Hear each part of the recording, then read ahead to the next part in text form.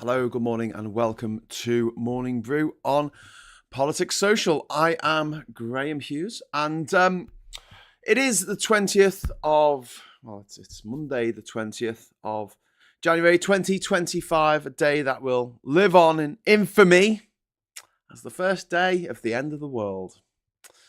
I'm sorry to say, the forces of evil are swirling like crazy, and unfortunately, they are crazy. And they don't seem to understand that in a world where a handful of people have everything and billions of people have nothing, you're not going to sell much of your shit. We're in end stage capitalism now. This is it. For the next few years, we're going to wake up every fucking morning, like Graham Haller said on Blue Sky yesterday. If you're out there, Graham, hello. He said we're going to wake up every morning going, oh God, what has that absolute shitbag done now? And we're going to have to see his ugly, stupid, moronic face on the news, in the news, on the news sites, in the newspapers, everywhere we go for the next 4 years. Now, if anyone out there is very clever and can make me a blocker to put onto, an ad blocker. I want an ad blocker, but I want a Trump blocker. So that if any picture of Trump comes up, if there's the word Trump appears in the metadata of a picture, the picture doesn't resolve. The picture breaks, okay? The link, the URL link, the ahref link breaks, and it doesn't actually show me the picture. That's what I quite like. Any people out there who can put that together for me, that would be great. Please do that. First of all, before I get into this, get my teeth into it, I just want to say a big hello to Sarah Davis, also to Roxy Rules in the chat, Anthony Fisher, we've also got Reagan Elite in there, we've got Pete's Music, we've got Robert McFarlane, we've got Gillian Hope, and One Angry Pagan, and others. We've got Roger Haslock in Portugal. If you would like to join them in the chat, all you need to do is press the lovely subscribe button. And just wait for about a minute, and then you'll be able to join in the chat. But no trolling, please. No trolling. We can't be dealing with that. So we are going to have a coronation today. Normally, foreign dignitaries don't come to inaugurations. It's not the done thing. It's not a coronation. However, this time it is a coronation, and the tech bros are going to be there. Nigel Farage is going to be there. Suella Braverman is going to be there. Liz Truss is going to be there, at least in the next room watching on a screen, because it's being held indoors because the weather's going to be appalling today. It seems that the gods are just as pissed as the rest of us, so it's -7 at the moment in Washington, D.C. And unfortunately, the guy who's pushing 80, who's about to become president of the United States of America, we're not going to force him to stand outside for 3 hours, which, I find a bit disappointing, to be honest with you. So we can pray for rain outside, a rain of meteors, because all the worst people in the world, all the biggest C units on the planet are going to be, say Vladimir Putin, are going to be in the Capitol building this afternoon. It's come to this. It has come to this. So what is this Trump presidency going to look like? Well, it's going to, it's going to enrich the rich, and it's going to punish the poor, and that's it. And so the 77.3 million people who voted for Trump, I hope they're all millionaires, because if they're not, they are. But there was a really good point made by a guy called Andrew who does funny TikTok videos where he just calls MAGA people out for being the shittest people on the planet. And someone said to him, but shouldn't you be nice? Shouldn't you, try and get them on side? And he said, no, they should be punished because they're addicted. And I thought it was a really good point. So I'm going to make the same point. This wasn't my point. Someone else made this point, but I think it's a good point. So I'm going to make it. He said, and I think the same about Brexit as well, to be honest with you. There's people out there who are a bit hugger-hoodie when it comes to Brexit voters and say, oh, you got to get them around the side. No, they're part of a cult. They are addicted. They are addicted. In fact, I said this about Brexit a long time ago. I wrote a piece in 2017 called For the Love of Brexit, and it was all about how people have basically fallen in love with it and they're addicted to it. It's their addiction. Cults are an addiction. If you think about the chemical processes in the brain, the chemical process of addiction is very, very similar to the process of love. And that's why when we're in love, we fixate. We can't think of anything else. That person that we are in love with, we want to be with them. We just want to be with them. That's all we want to do. We just want to hang out with them to the exclusion of all others.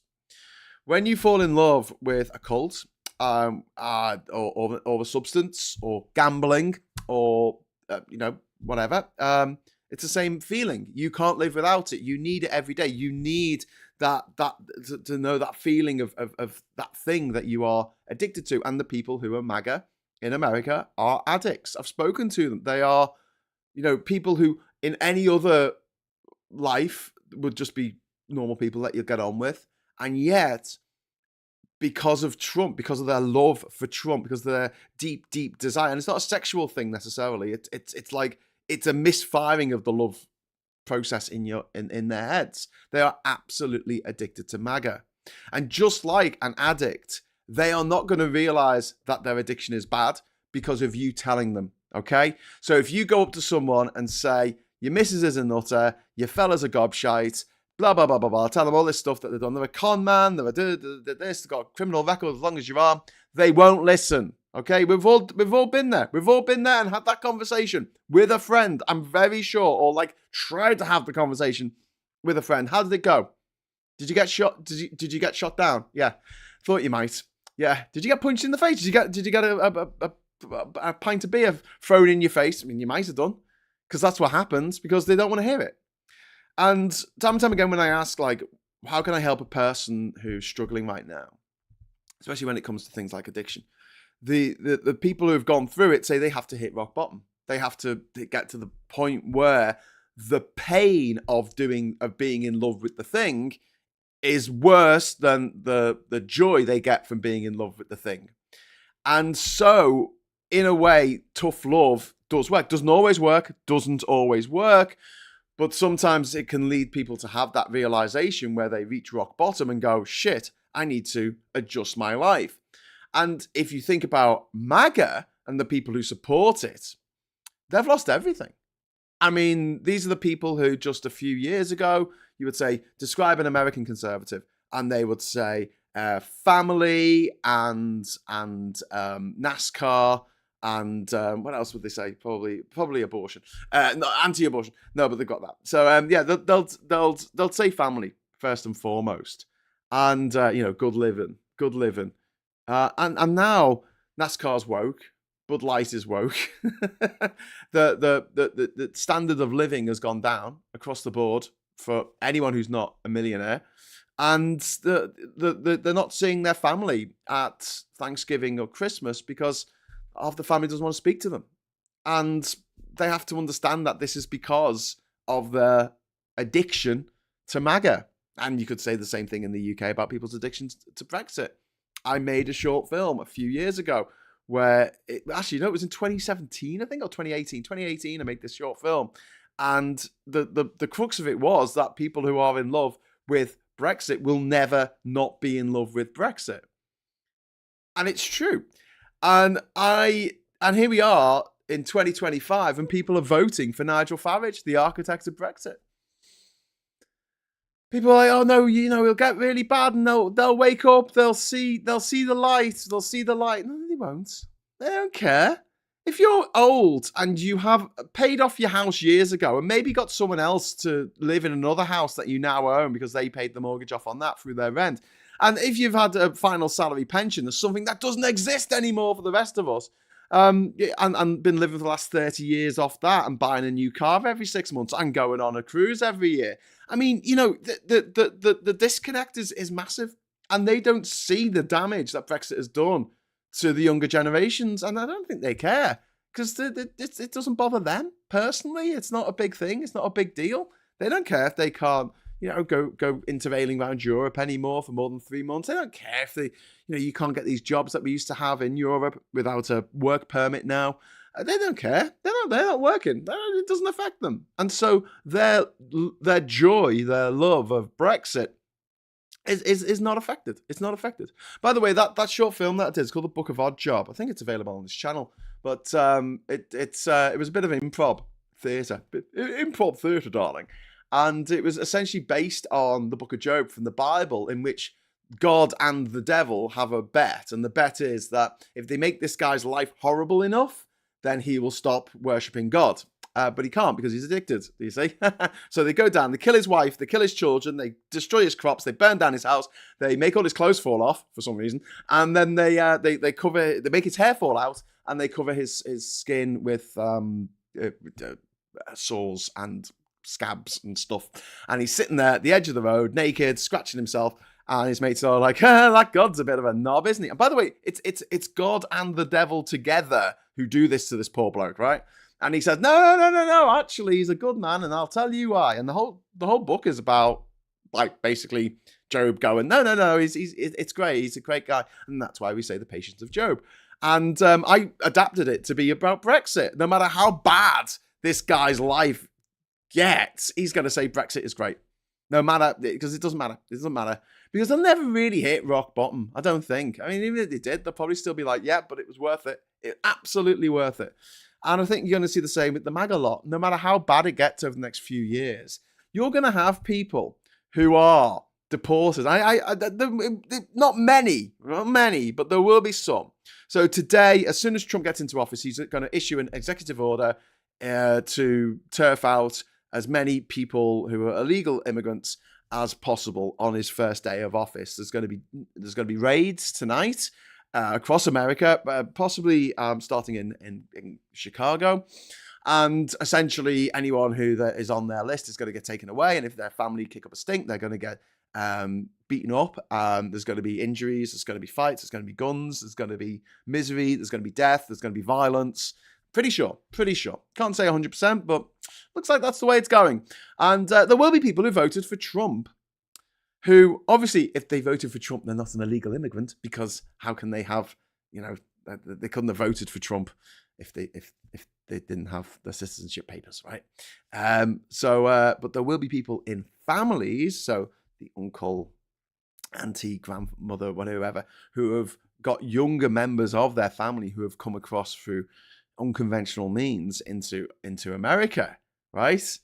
And they might get deported back to Mexico or back to Colombia or wherever with their family. So they voted for Trump. They're US citizens who voted for Trump who might get deported with their family because Trump said, oh no, we need to get the families together. Well, he's talking about deporting 18 million people.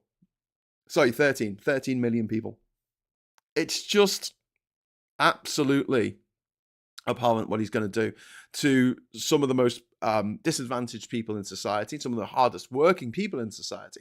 Meanwhile, he is going to just make it a complete free-for-all for billionaires. Don't forget, in his first term of office, his big thing that he actually got through, because he didn't build his fucking wall, he didn't repeal Obamacare, but what he did do is he cut taxes for the rich.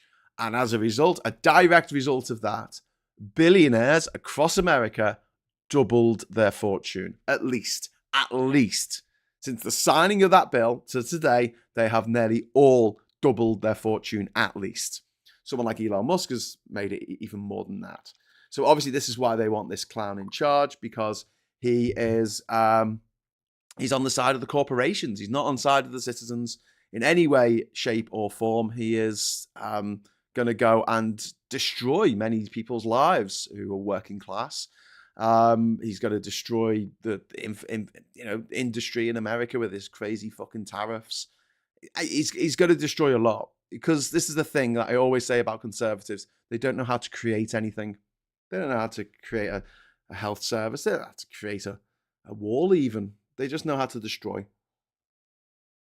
They just know how to take something that is absolutely something that's working okay and just destroy it and just wind it down. In Britain, they did it with British Rail. Obviously, the Tories in the 80s, they did it with the NHS in the 2010s and halfway through the 2020s. I mean, you've seen the reports into the NHS. It's just a nightmare because they don't care. They can afford their own, what's it called? Health system. They can healthcare. Sorry, they can afford their own private security. I mean, don't forget a lot of these billionaires who have got homes in LA that have just burnt up. What does it matter to them? If your house is worth $1 million and you're a billionaire, you can buy 1,000 of them.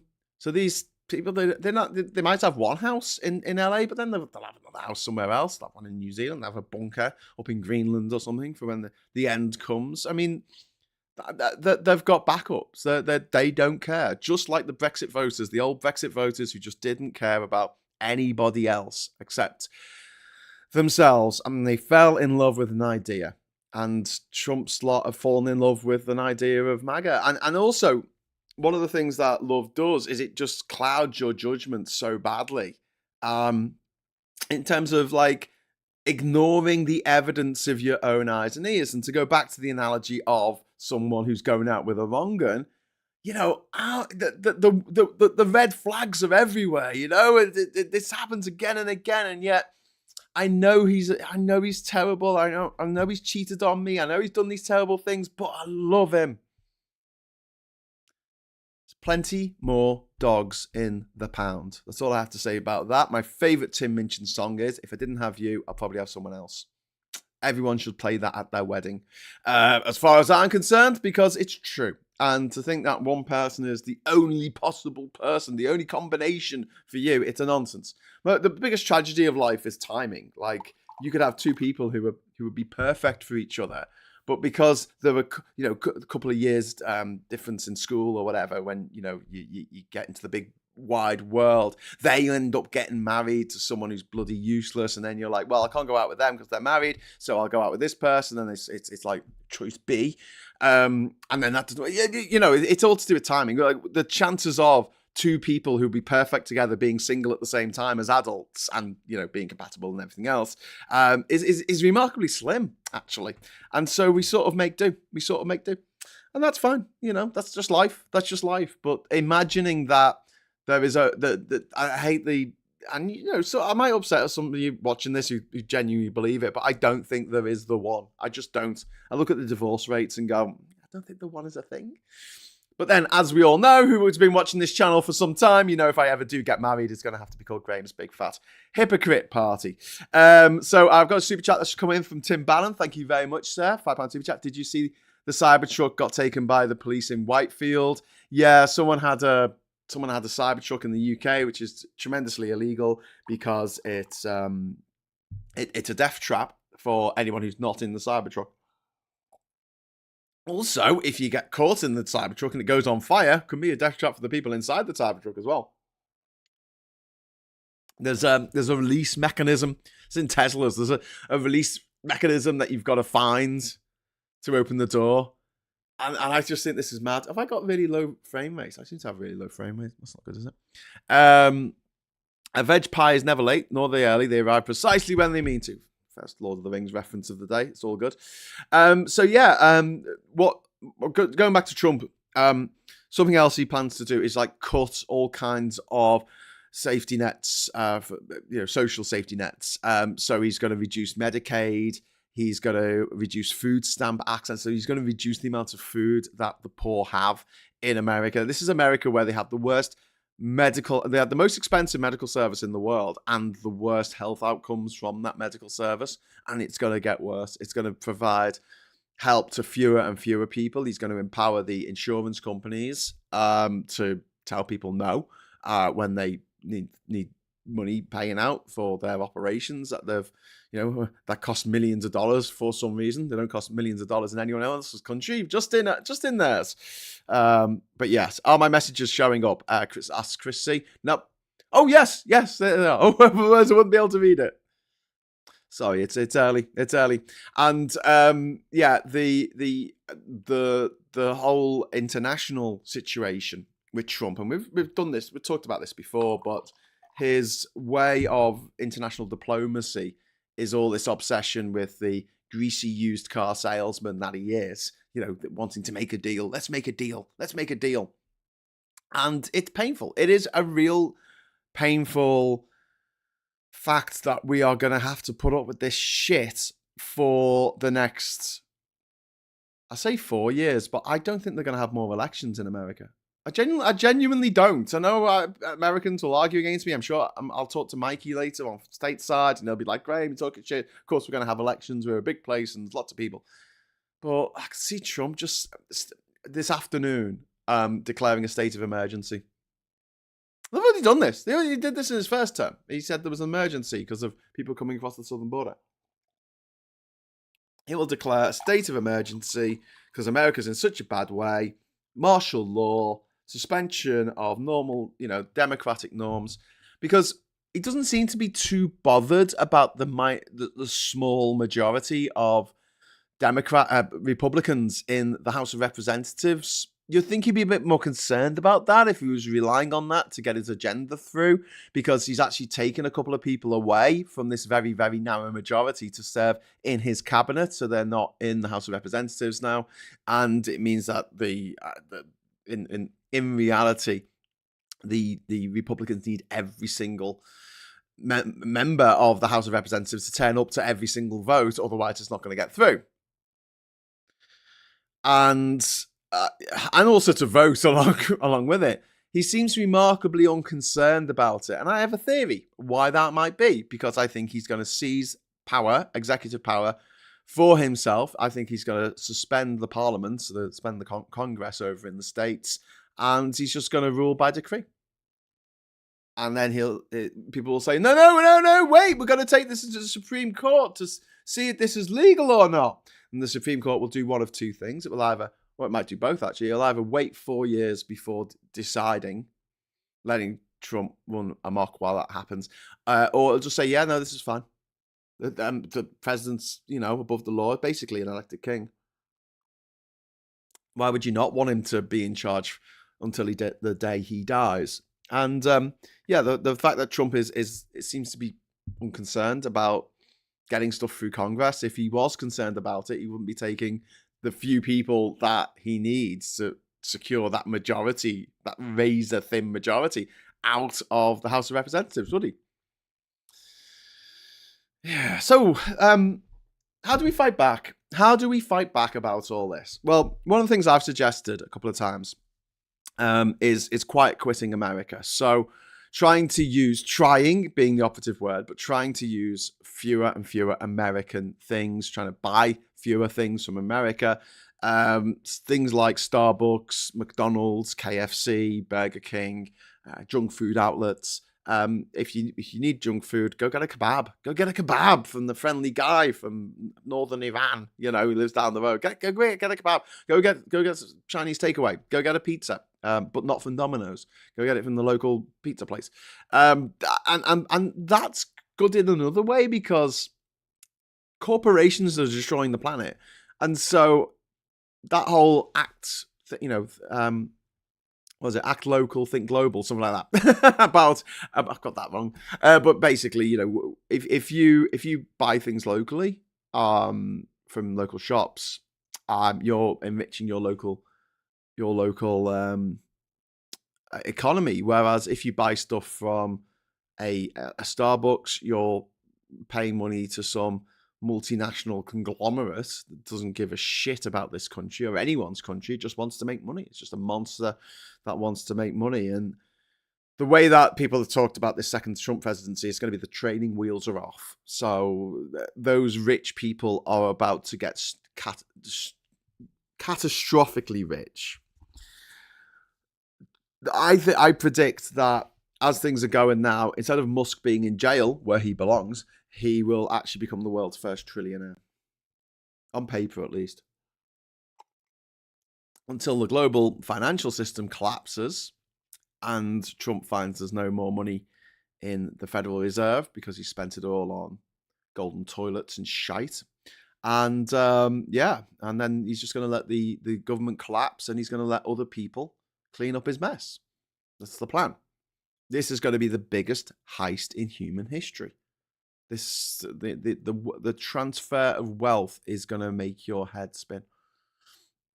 And yet 77.3 million Americans voted for it. And even when they are living on a park bench, having to nosh off Latvian sailors for loaves of bread or a crust of bread, they're still going to say, yeah, we made America great again. This is the look around the park at all the other people who are now homeless, who, had a life, had a family, had dreams and aspirations which have been crushed under the heel of the disgusting Trump and entourage, the tacky, tasteless.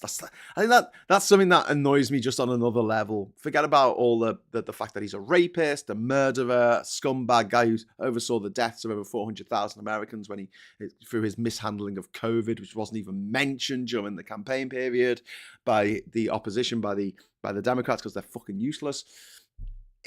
He's just so crass. He's just so tacky. Like, what he thinks is tasteful is disgusting. It's like Scarface. It's like someone who's obviously just come into money and just doesn't understand what looks good and what doesn't. He doesn't have any taste. Everything's fucking gold. It's just all yellowish gold. And I just think it looks tacky as shit. Nothing looks classy. Nothing looks like, that looks really cool. All of his towers are just concrete blocks in the sky. The most boring ass bloody architecture you could possibly imagine. In fact, for one of his towers in I think it was in New York, he actually got a historical building demolished. A beautiful building was demolished so that he could build his shitty Trump Tower piece of shit. Great idea. What can Graham build next? The Lego Forum. Read the Lego Build shows. Be nice if it became a regular show. Nice and relaxing, light on politics, but good for us chatters to discuss other matters affecting us day to day. Thoughts? Yeah, Pete's music. I mean, yes and no. I mean, I'd love to do it, but I don't have the money. I don't have the money, and then the super chat comes in. Thank you very much. Oh, that's a subscribe button. Hey, let's try that again. Super chat. Thank you very much to Alistair for the £10 super chat. For the next Lego build stream, Graham. As I'm saying, the thing is with Lego is it's quite expensive. I don't know if any of you looked up how much this cost, but the people who bought me this, Doug and Cliff, I mean, they spent a lot of money on it. They spent a lot of money on it, which is lovely, and I love them for it. But yeah, I don't know. I mean, if it was going to be an hour-long show, I couldn't just make like a little tiny Lego thing. But let's have a think. One of the things that I try to make these shows in order for them to work is like they don't cost anything. They cost electricity. That's it, and an internet connection, which is £27.99 a month. So yeah, that's it. That's it. Which I share with Captain, but I actually pay for that because obviously I use the lion's share of the internet doing these streams. But yeah, not having any outgoings, not having any overheads is very, very much a positive when it comes to making these kind of videos. However, I'm currently working on a project, and I mentioned this a few times on the show. It's called the Impressive Foundation, and it's essentially what it boils down to. It's going to be a universal basic income for content creators. We're going to start with 6 of us to start with, and essentially it's going to pay us a few £100 a week to just do what we do, and then anything we take in super chats or advertising revenue or merchandise, whatever, we just keep for ourselves. But also it's about being employed and us getting those employment rights that everyone else gets. Being a streamer is the ultimate 0 hours contract. If you don't do a stream, if you don't, you're not feeling well, or you just don't perform on a day because you're just in a bad mood or whatever, doesn't matter. And you just don't get any money. You don't get any money. That's it. There's no holiday pay. There's no sick pay. There's no maternity leave, no paternity leave, no pension. So I'd like to make it so at least 6 of us to start with, and I'll grow it from there, actually have a weekly income that we can rely on no matter what, and it will take a lot of the stress out of creating video content. And the plan's going to be, we've already discussed it amongst the 6 of us that we're doing it with, but it's going to be some people with very big platforms pushing this, and it will be £10 a month, and for you or anyone to join this. And we're hoping that we get enough people that will actually allow it to run for at least a year, and then we'll see where we are at the end of the year. We might up the number of people that we cover, but I really like the idea of supporting our content creators on the left, because no one's doing it. They do it on the right.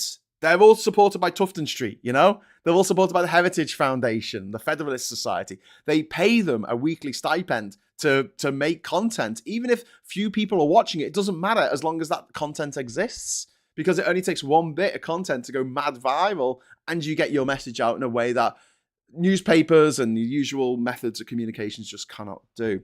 Yeah, we've got another super chat here from Maggie. Thank you very much to Maggie. More for the Lego fund. Oh, thank you. I'm going to have to get some Lego now, aren't I? Cheers.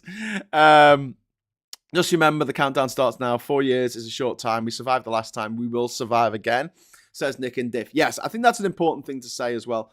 So quiet quitting, and then there's making content and supporting content. So sort of bringing this full circle, supporting not just me, but other people who make left-wing content is going to become absolutely crucial over the next 4 years, because no one's going to speak for you otherwise. I can't emphasize this enough. The newspapers are not going to speak for you. The Labour Party don't seem to want to speak for you either at the moment. Jesus Christ! You know, the social media barons are not going to speak for you. They're not going to allow you to say what you want on social media without a character assassination coming down on top of you from an army of Russian bots telling you what a terrible person you are. It's going to be like the people who are on your side and making content on your side need your support more than ever. So that's another thing. But also, yes, it might not be 4 years. Trump might not live that long. You know, it might be longer. I don't know. I think he's going to be in power till he dies. But the beauty of mortality is that everyone's mortal and everyone ultimately dies at some point in the future. There we go. Gillian Hope, thank you very much for the £5 Lego fund. Cheers. And Darren Christian, isn't Lego a greedy corporate giant creating plastic waste and using petrochemicals to make its bricks? Says Darren, this is why we can't have nice things. The ethos of Lego, which is a Danish company based in Billund, is in Jutland. It's a bit nicer than other companies. It's not as mercenary. They do have a brick recycling thing that you can send bricks back to them, and they get recycled. So, you know, I don't know. I mean, I'd rather support Lego than support McDonald's, which is responsible for cutting down Amazonian rainforest. I don't know if Lego do that. And also, here's a way of looking at it, right? This is made of oil.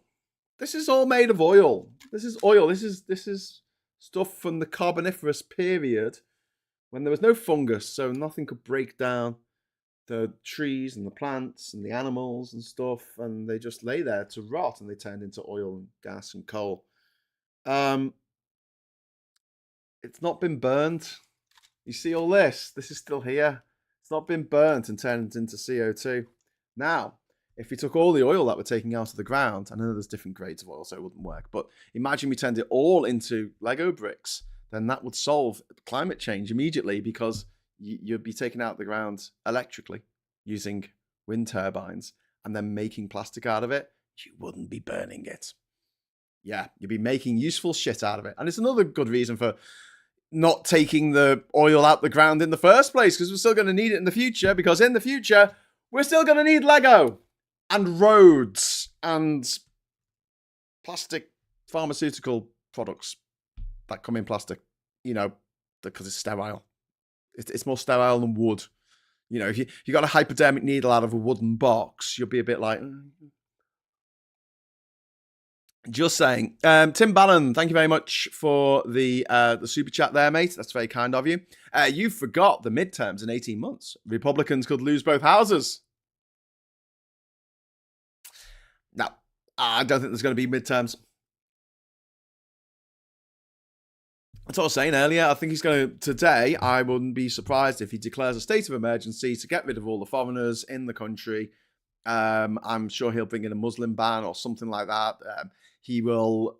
I don't think that he will invade Panama, because that opens a whole can of worms, and he could easily lose in Panama.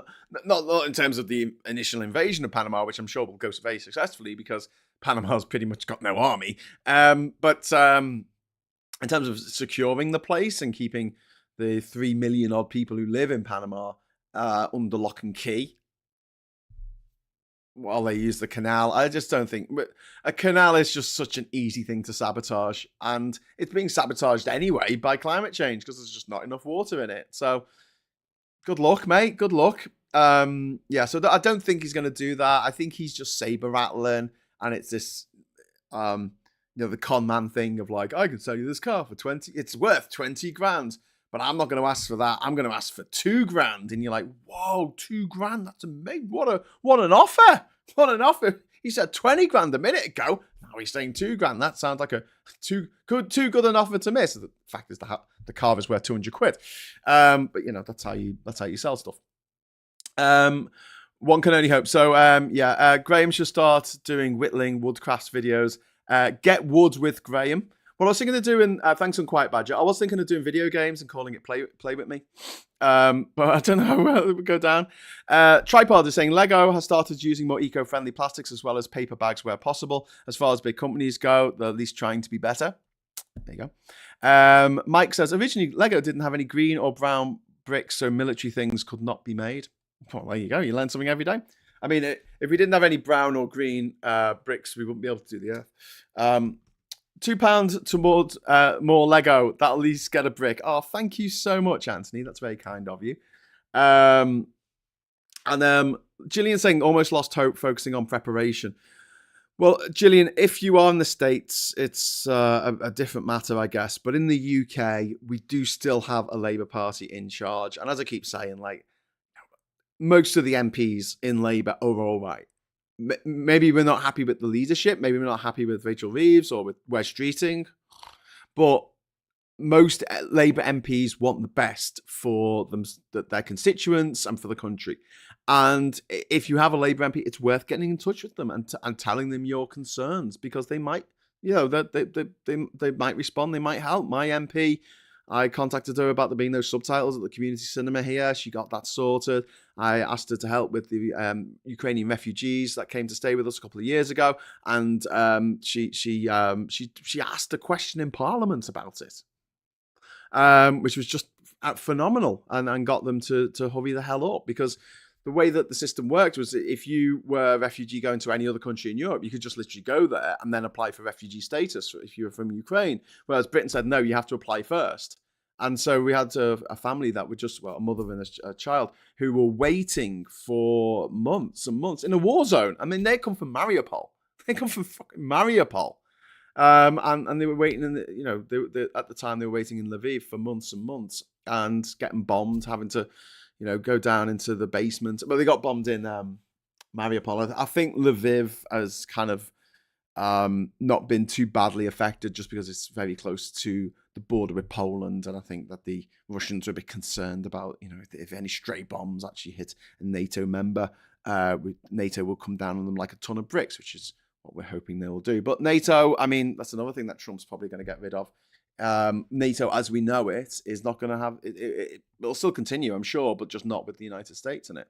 And now he's saying he wants 5% of the GDP of every country to be spent on it, up from 2%, which was Obama's target that he co-opted and said they're not paying in their fair share, like it's a pot of money that they all have to pay into. It's not.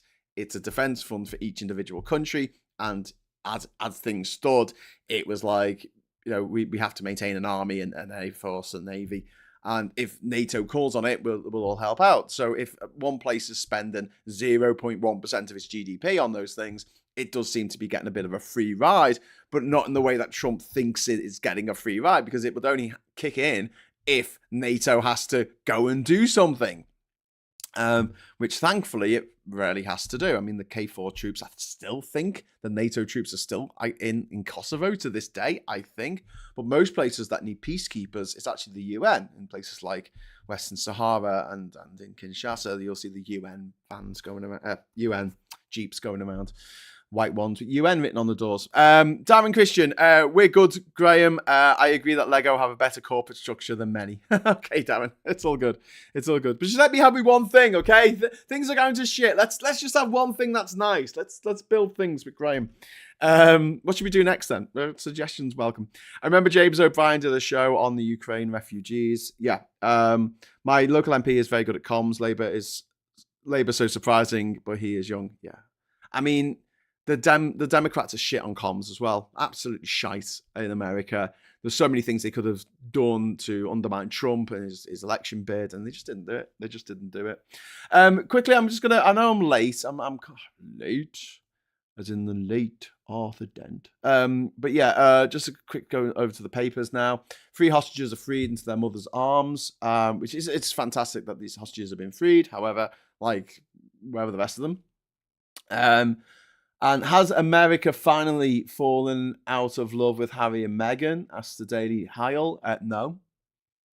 I haven't fallen out of love with them. I think they're great. Because, do you know what? Because all of the gammon, all of the little bald, little old gammon people, you know, the red faces like this, the shoulders up. I really hate Meghan.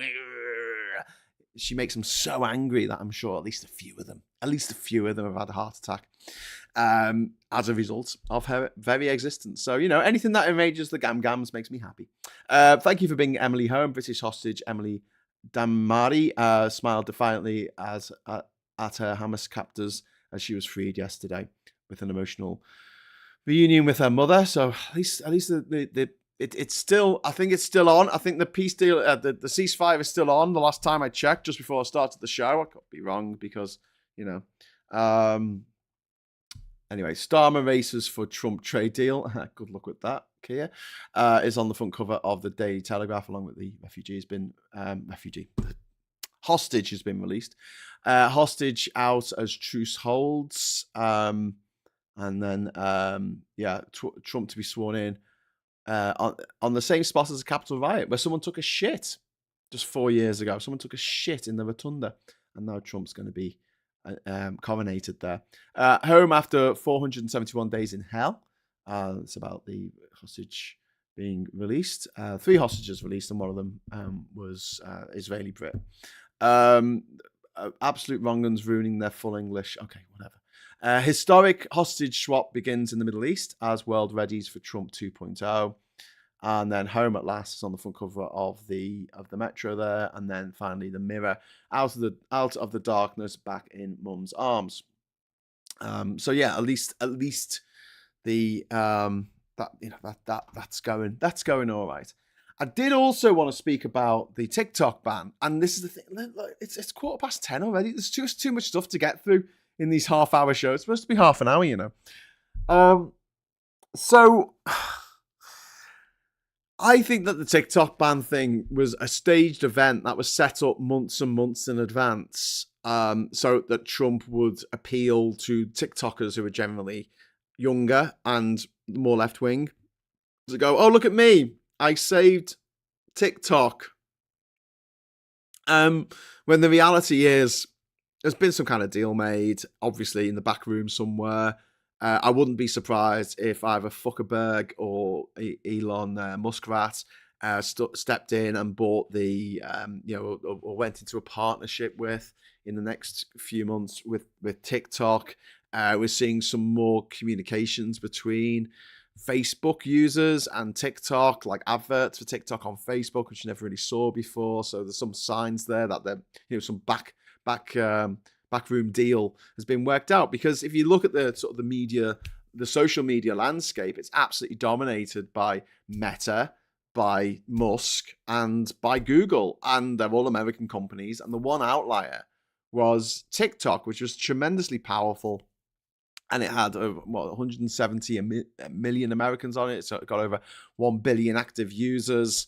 And they couldn't control it. It was controlled by another country, and even though the reason for the ban was I wouldn't say it was bullshit. I'll say it was hypocritical because it's a bit rich for America, which is a country that doesn't have any data protection in law like we do in the UK. We have GDPR, and obviously you have that in the EU as well. They don't have anything like that in the US. Your data is just up for grabs for anyone who wants it. There's no protections at all because there's money to be made, and where there's money or rights, they'll always go for money in America. And so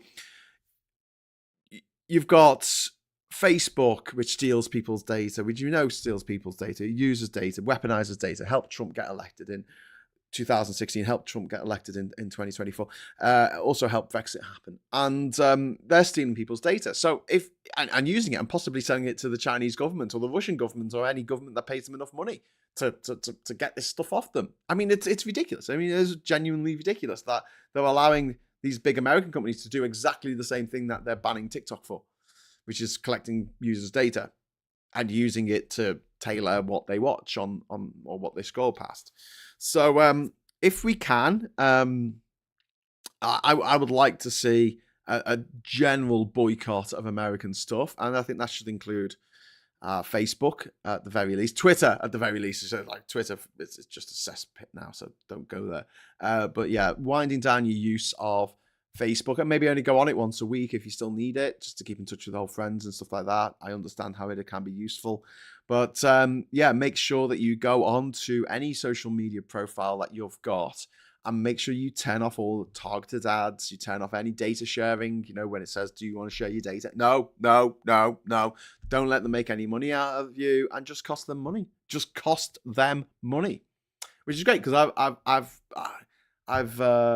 done over 2,000 live shows on I've produced at least over 2,000 live shows on YouTube, and I don't get like massive audiences, so I just feel like I'm just costing you money, Google, by just basically filling up their servers full of videos of me in 4K going hello, which could be replaced by a still or a cartoon or something in 240p. But it's not. It's going out in the highest resolution that resolution allows.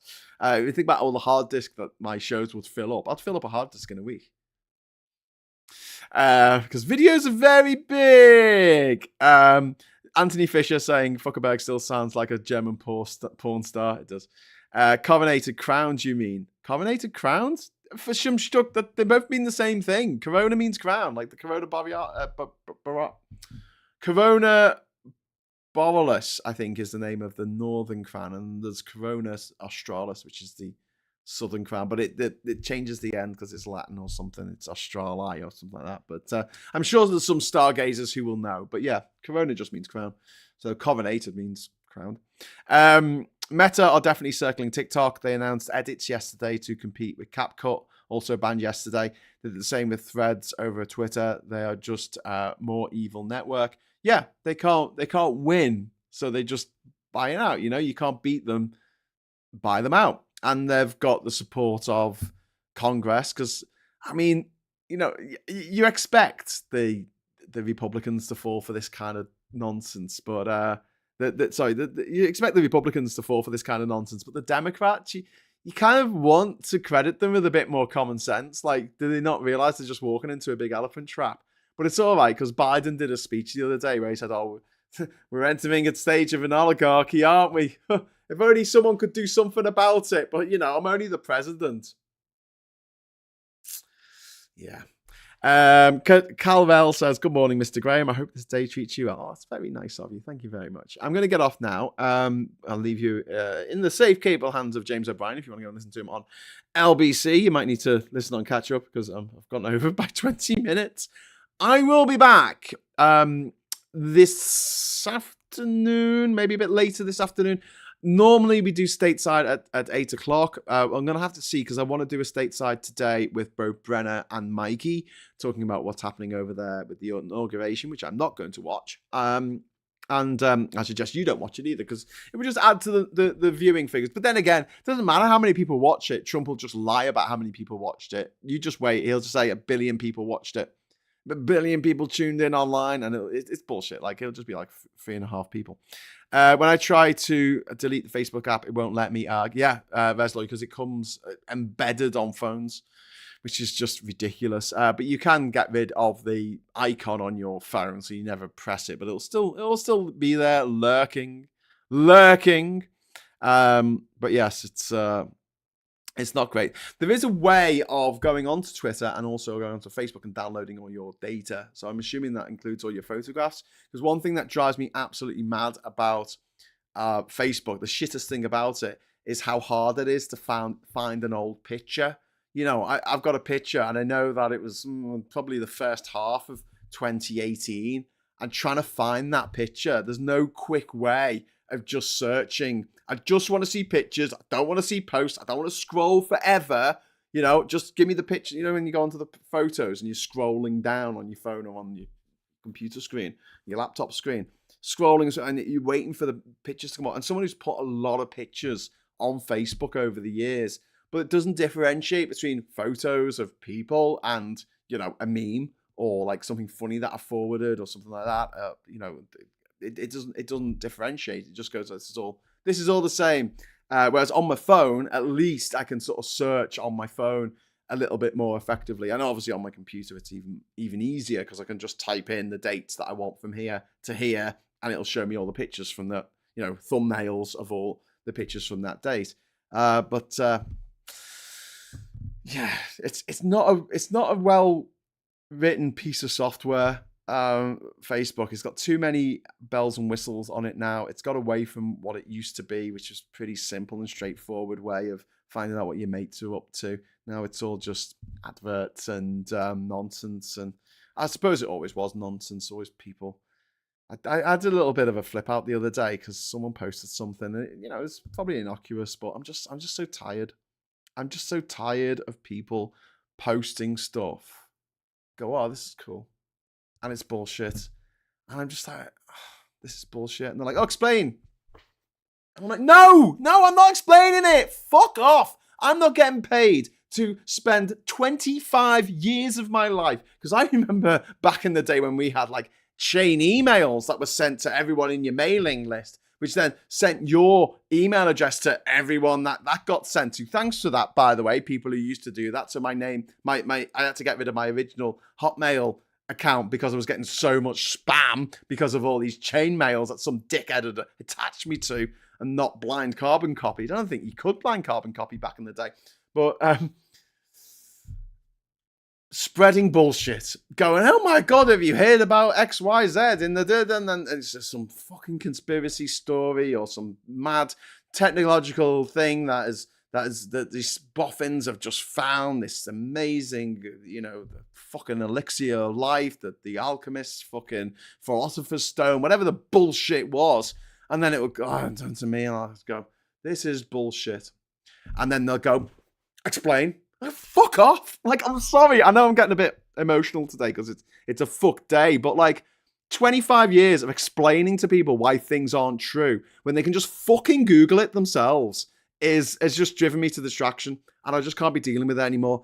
If you want to tell me things, do your research first. And I don't mean that in an internet research way. I mean, like, literally look it up. Is this real? Is it relevant? Is it true?